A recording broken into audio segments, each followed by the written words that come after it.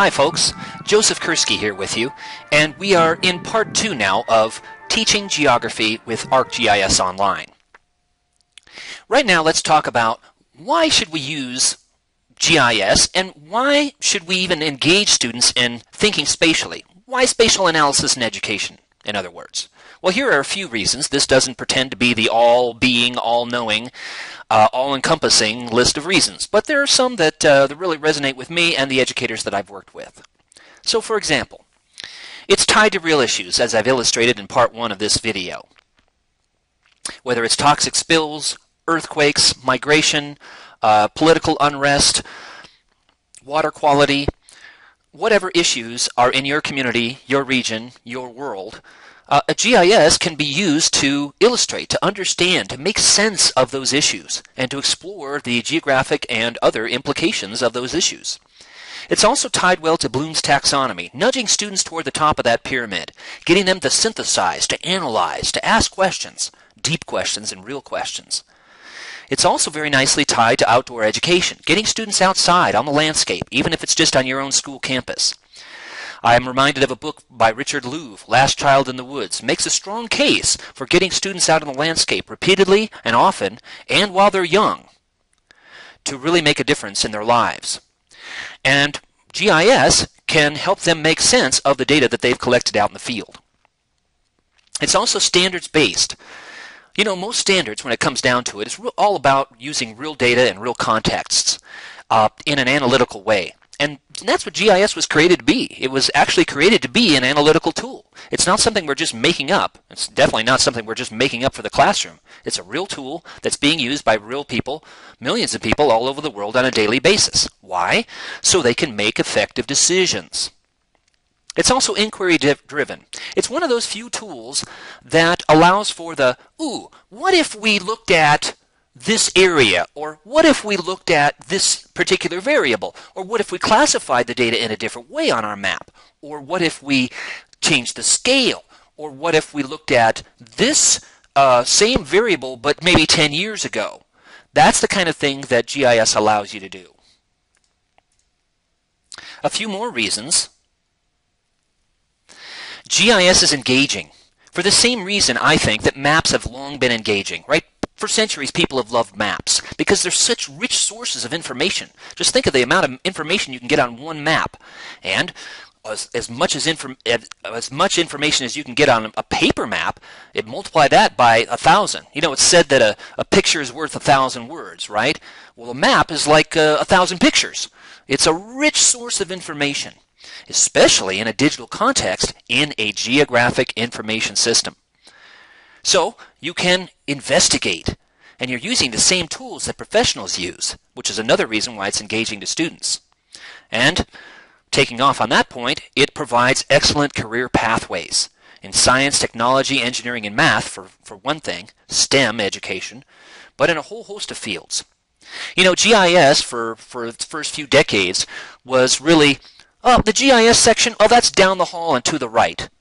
Let's say in a city municipal office, or in a federal agency, or in even in a university.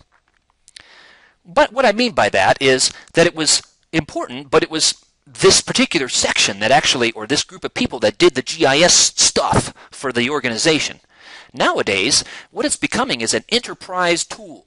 What I mean by that is that it's used by all kinds of folks as one of the tools on their tool belt, just like using a spreadsheet, or just like being able to do statistical analysis, or any other kind of core tool that people have. GIS, therefore, has spread out from that section down the hall to all over an organization, whether that organization is a private industry, a nonprofit organization, a government agency, a university, etc. So it provides excellent career pathways. It's more and more in demand each year. It's also tied very well to native ways of learning and knowing. And perhaps like many of you, I've worked with native groups, indigenous people, Native Americans for one. And what I've found is that this is very much tied into the holistic ethic that is a part and fundamental to native ways of learning and knowing. What I mean by that is that that whole perspective of the Earth is connected to the soil, which is connected to the watersheds, which is connected to the climate, which impacts people, and how people impact their own environment as well in a converse way. So the environment affecting people and people affecting the environment. But all of these things tied together at multiple scales. That's the kind of thing that GIS really taps into, that GIS really relies on that kind of holistic thinking. Indeed, that spatial perspective, that holistic perspective, is really quite important to understanding GIS and being able to effectively use GIS. GIS is also a green technology. It's being used to benefit the planet. Everything from elephant habitat to protection over in Africa to citing the best places for wind farms in any country, GIS is actually being used to do that. And finally, although as I said, this isn't the all-encompassing list, it provides excellent community connections. So it allows students to grapple with and engage in real issues in their own community. For example, citing a skateboard park, or rezoning a certain parcel, or, gosh, where is this business supposed to be located, and why did these businesses close, and what businesses could go in those locations, or where's the best place for an urban greenway, or a new bicycle path, or planning for effective growth in the next 20 years. So it's really tied to community issues. Excellent. All right, so GIS, GPS are used all over the world, and let me give you a few examples. Here in Taiwan, I was hanging out with a bunch of really cool students in a middle school. All middle schools over there in Taiwan have GPS as part of their curriculum. So they're actually going out onto their school property and in their community collecting data. And every high school has GIS. Really quite exciting. That and other stories are highlighted in a new book that I co-authored with a couple of really good colleagues of mine. And it's called The International Perspectives on Teaching and Learning with GIS in Secondary Schools, available from Springer and Amazon. The point is that it's not just you and I who are interested in GIS in education. It's actually being used on a daily basis by schools all around the world, and not just secondary schools. Primary schools, universities, community colleges, technical colleges. So it's being used in education. Why? Well, for many of the reasons that I outlined a couple minutes ago.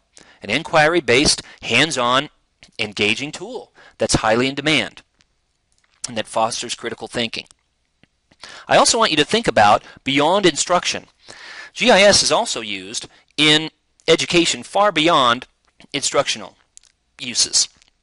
For example, it's used by administrators on college campuses. Hey, how are we going to recruit people? Where do we target potential new students? What about campus infrastructure? How do we map where all of the fiber optic cable are and the water lines and the electrical lines and so on? How about the hazardous chemicals stored over in the biology lab? How do we manage that? What about things like if there's some sort of a campus safety issue at 2 p.m., do we know where all the students are at any particular time? Those kinds of things are actually used as well, and they use GIS to help manage all of those decisions that need to be made in education administration on a campus as well. And thinking about schools in a larger context, what about school bus routes? How do we figure out where those are and how they can effectively be planned and implemented? Now, my tiny little secret here, it's so tiny that you can barely see it. It's in this cool caving picture that I took down in New Mexico. The tiny little secret is GIS is too good just for geography. Now, I know this is a Teaching Geography with ArcGIS Online presentation, but the point is that GIS is too good to just be in the geography departments or geography sections of schools or in the geography discipline. It's just too valuable, folks, so I challenge you as geography educators out there, get this out there. Talk to your history colleagues, talk to your biology, talk to your math colleagues, environmental studies, geology, etc. This is a tool that can be used in a variety of different disciplines, and it really needs to be. As I mentioned in part 1, GIS helps nudge students toward the top of Bloom's taxonomy. Bloom's taxonomy, as I have here. Too many O's. Anyway, the point is that the students are analyzing, synthesizing, and evaluating. GIS is not just about making pretty maps. In fact, it's not about making pretty maps at all.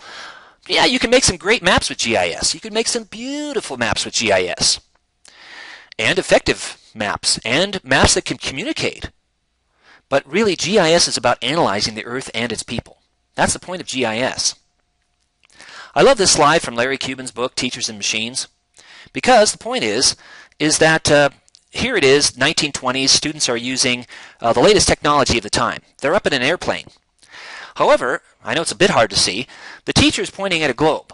And some of the students, although this one I think has fallen asleep, some of the students are actually looking at the globe and the teacher pointing at the globe. The point I want to make here is that the students are not looking out the window, right? They're using a new technology, but they're using it in an old instructional setting. What we want to do with GIS is not just to use it to make maps, okay? We want to use it to really engage it in a way that's new and innovative. So think about lessons that you do that actually would add value, adding a GIS component or doing it in a GIS environment rather than paper maps or coloring paper maps with colored pencils or looking up at an atlas or something like that. Or maybe you don't use maps at all in this particular lesson and you really need to add the spatial component to it because it would really add to the what your goals are in teaching that lesson. That's what we want to do here with geographic information systems. So, thanks for being with me here for part 2. Stay tuned for part 3.